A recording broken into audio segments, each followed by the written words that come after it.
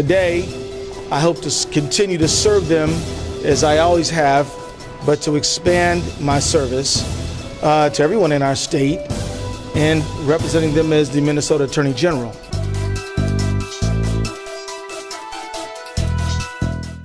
Doug, how are you doing this morning? Very good, thank you. So last time we spoke, it was under a little bit different circumstances. We were looking at Lori Swanson as your opponent for the Attorney General. She's now running for another position, and now we have Keith Ellison entering the race, which opens up another line of questioning, which is why I wanted to talk to you today. So we look at Keith Ellison's somewhat interesting past, and I just want to talk to you about his certain views and how that could affect legislation, him being the state's attorney.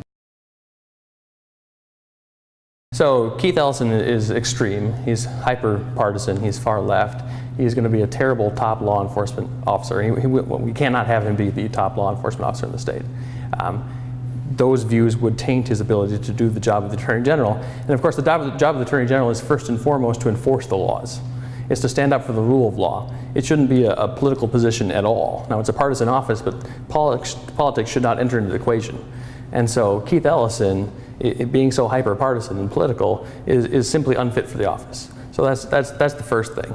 And then his particular views on a variety of subjects are going to impact the way that he enforces the laws. For example, he supports, apparently, open borders.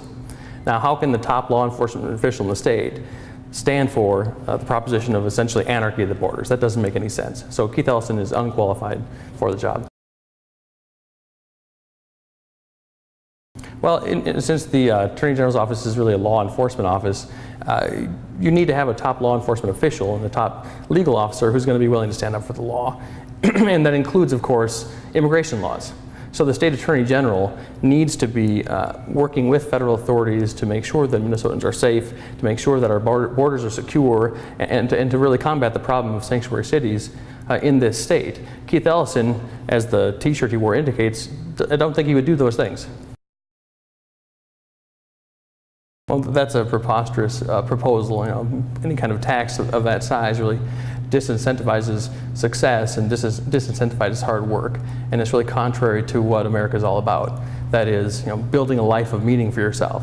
If the government can come in and slap a 63% tax on you, so every dollar you get, 63 cents of it goes to the government, well, that really disincentivizes building your own life up, and it puts a lot of control and power into the hands of government, and it appears that that's what Keith Ellison wants to do, and so we should all be very skeptical of that.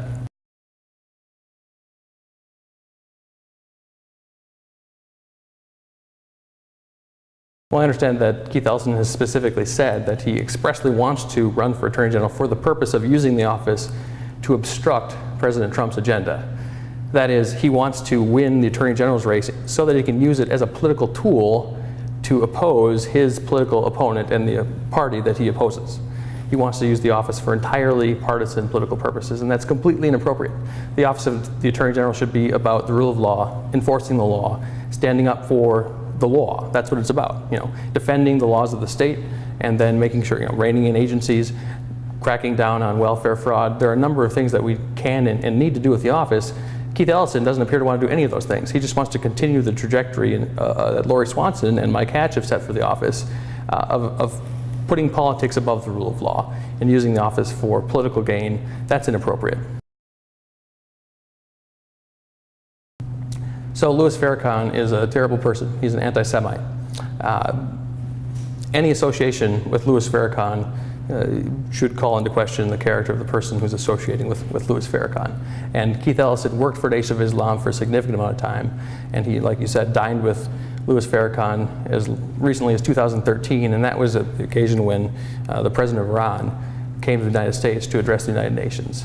So it's completely unacceptable to have a candidate for Attorney General associating with an anti-Semite like Louis Farrakhan to that level. What is Keith Ellison doing promoting that book and that group? That is extremely troubling. I mean, the fact that he would say that is extremely troubling because, of course, first of all, again, he's suggesting that he would use the office of the Attorney General for partisan purposes. He's suggesting that he would use it to obstruct the president's agenda. He's suggesting that he would use a radical handbook for radical protesters, the very farthest left kind of folks loudest, most vocal, most vile set of folks that openly use violence to achieve their political ends. And he would use their handbook to go up against President Trump. That's introducing the concept of violence into the political system, and that is a terrible, awful thing that Minnesotans will and must reject. Thank you, Doug, for joining us. Thank you so much. Alpha News would once again like to thank Doug Wardlow for joining us today for this interview. Stay tuned for more news.